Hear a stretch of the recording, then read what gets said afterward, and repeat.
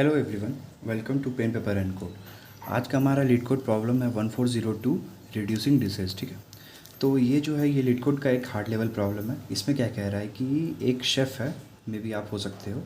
ठीक है, तो उसके पास बहुत सारे डिशेज हैं। कितने नंबर ऑफ डिशेज हैं? वो हैं एन। ठीक है, एन डिशेज हैं उसके पास।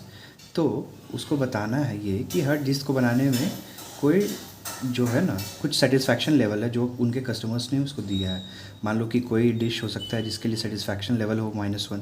ठीक है, कोई डिश हो सकता है जिसके लिए सेटिस्फैक्शन लेवल हो 0, कोई हो सकता है 4 हो, कोई 5 हो, कोई -2 हो। तो ये कुछ डिशेस के लिए जो है एक सेटिस्फैक्शन लेवल दिए हुए हैं। ठीक है, उसके अलावा क्या, हर डिश को बनाने में 1 यूनिट ऑफ टाइम लगता है। ठीक है, ये डिटेल्स दिए हुए हैं। तो अब शेफ़ ये चाहता है ना कि उसको मैक्सिमम सेटिस्फैक्शन मिले। ठीक है, ठीक है, उसके लिए क्या यूज़ करते हैं, एक टर्म का यूज़ किया गया है, लाइक टाइम कोफिशिएंट। ठीक है, क्या यूज़ किया गया है, लाइक टाइम कोफिशिएंट। ये कैसे कैलकुलेट होता है, ये है कि ये ऐसे कैलकुलेट हो रहा है ना कि तुम्हारा जितना भी डिश है, ठीक है, अगर शेफ़ उस डिश को बना रहा है, ठीक है, तो अभी तक उसको जितना टाइम लगा है बाकी डिशेस को बनाने में वो टाइम इनटू इसका सेटिस्फैक्शन का वैल्यू, ठीक है, उसको मल्टीप्लाई करके उसके सम को स्टोर करते जाएंगे तो वही तुम्हारा दे देगा लाइक टाइम कोफिशिएंट का वैल्यू। राइट, ठीक है।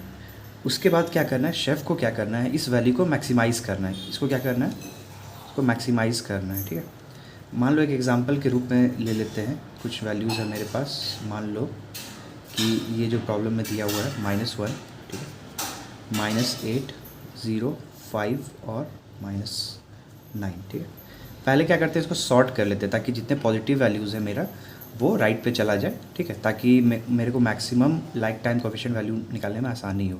ठीक है, ताकि जितने भी छोटे डिशेज़ हैं जिनका सेटिस्फैक्शन वैल्यू कम है वो पहले आ जाए और मैक्सिमम वैल्यू जो है पॉजिटिव वैल्यूज़ वहाँ पहुँचते पहुँचते मेरा टाइम का वैल्यू जितना ज़्यादा हो सके उतना ज़्यादा हो जाए। ठीक है, तो -9 ले लेते हैं, -8 लेते हैं, ठीक है, -1 लेंगे, फिर 0, फिर 5। ये सॉर्टेड वैल्यू हो गया। अब क्या करते हैं कि टाइम को एक बार हम लोग बगल में रखते हैं। स्टार्टिंग टाइम 0 से था तो पहले डिश को बनाने में 1 यूनिट ऑफ टाइम लगेगा। ठीक है, अब ये हमारे ऊपर है कि कौन से डिशेस को हम लोग इंक्लूड करना चाहते हैं और नहीं करते हैं। तो जो आंसर में दिया हुआ है, ठीक है, उनको इंक्लूड करेंगे, इसको एक्सक्लूड कर लेते हैं क्योंकि बहुत ज़्यादा निगेटिव है, बहुत ज़्यादा निगेटिव है।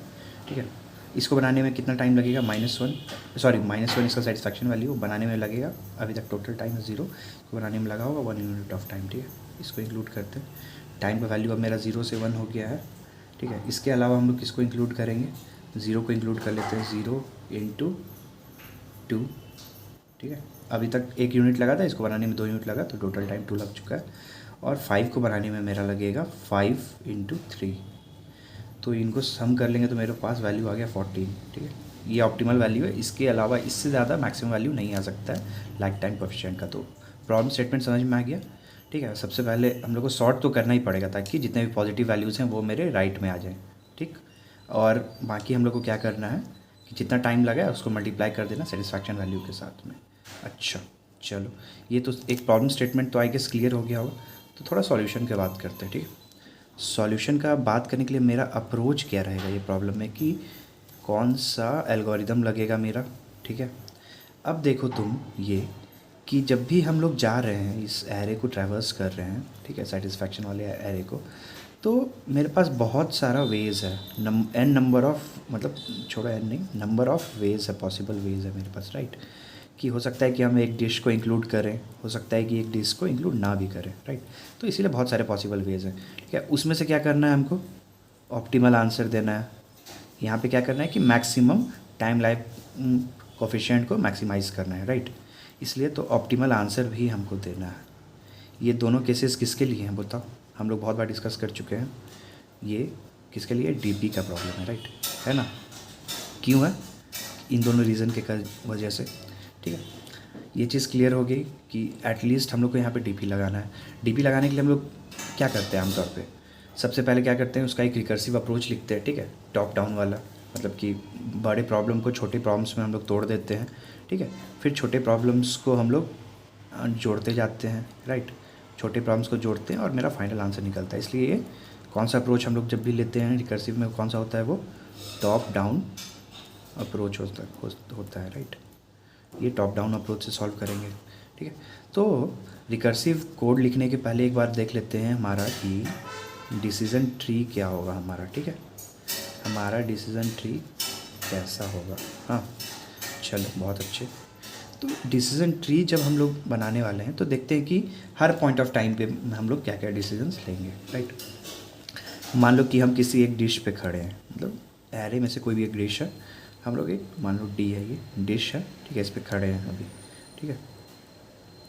तब फिर जब भी हम लोग डिश पे खड़े हैं, ठीक है, हमारे पास दो पॉसिबल वेज है। क्या है, इसको इंक्लूड करना है कि नहीं करना है, राइट। अगर यस करते हैं तो क्या करेंगे कि टाइम लाइफ कोफिशिएंट जो था उसमें ऐड कर लेंगे टाइम इनटू सेटिस्फैक्शन का जो भी वैल्यू है आई, उसको इंक्लूड कर लेंगे, राइट, इसको इंक्लूड कर लेंगे, ठीक। और अगर नहीं करते हैं और टाइम को एक बार और क्या करेंगे, उसके बाद फिर टाइम को बढ़ा देंगे, ठीक है। अगर इंक्लूड नहीं करते हैं तो क्या करेंगे, टाइम एज इट इज़ रहेगा और हम लोग नेक्स्ट डिश पे मूव कर जाएंगे, राइट। डिश +1 कर लो, इसको भी क्या कर लेंगे, डिश +1 कर लेंगे। इंक्लूड करेंगे तो कोफिशिएंट वाले वैल्यू में इसको ऐड करेंगे, टाइम को बढ़ा लेना है।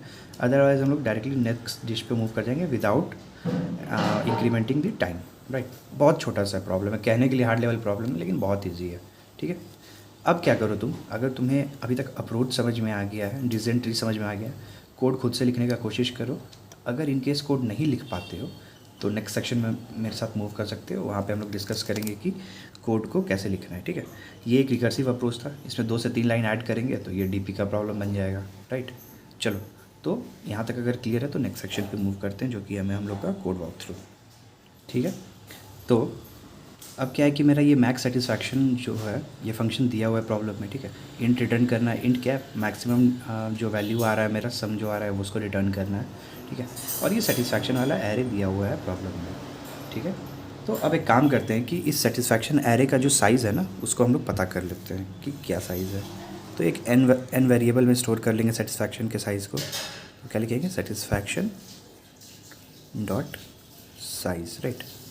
चलो, उसके अलावा क्या करेंगे कि एक हम लोग को सॉर्ट भी करना था ना, ताकि जितने असेंडिंग ऑर्डर में, ताकि जितने पॉजिटिव वैल्यूज़ हैं वो मेरे राइट में चले जाएं।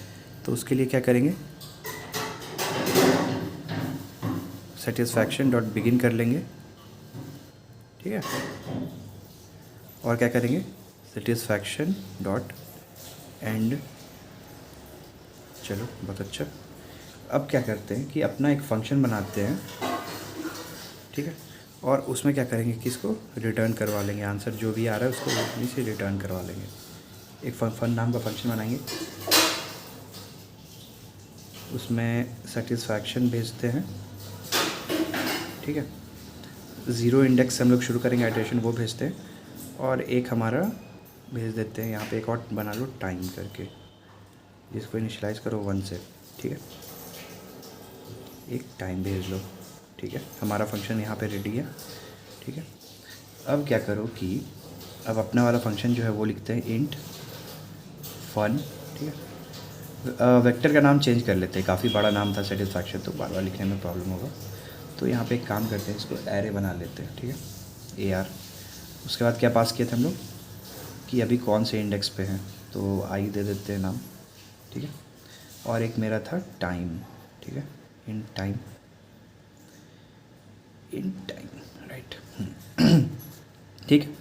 तो नेक्स्ट क्या करो कि अगर हम लोग लास्ट इंडेक्स तक पहुंच चुके हैं, उसको क्रॉस कर चुके हैं, ठीक है, तो उसके लिए क्या करेंगे, if I equal to AR dot size, ठीक है। मतलब सारे वैल्यूज़ को हम लोग आइटरेट कर चुके हैं, ठीक है, अब कोई बचा नहीं है। तो उस केस में क्या करेंगे हम लोग, रिटर्न 0, क्योंकि इससे पॉसिबल वेज और कोई हो ही नहीं सकता, राइट।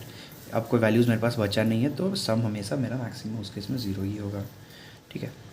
अदरवाइज़ क्या हो सकता है, मान लो अब मेरे पास 2 केसेस बचते हैं ना, अगर वैल्यू एग्जिस्ट करता है तो पहला वैल्यू क्या है, क्या केसेस बनेगा मेरा, तो हम आंसर को हो सकता है कि इस डिश को इंक्लूड करें, तो जो भी मेरा टाइम है इनटू मेरा सेटिस्फैक्शन वैल्यू क्या है इस डिश के लिए उसको लेना है, और प्लस अगले वैल्यूज़ पे आइट्रेट करना है टाइम को बढ़ाकर, फन ए आर, ठीक है, आई प्लस वन और टाइम प्लस वन।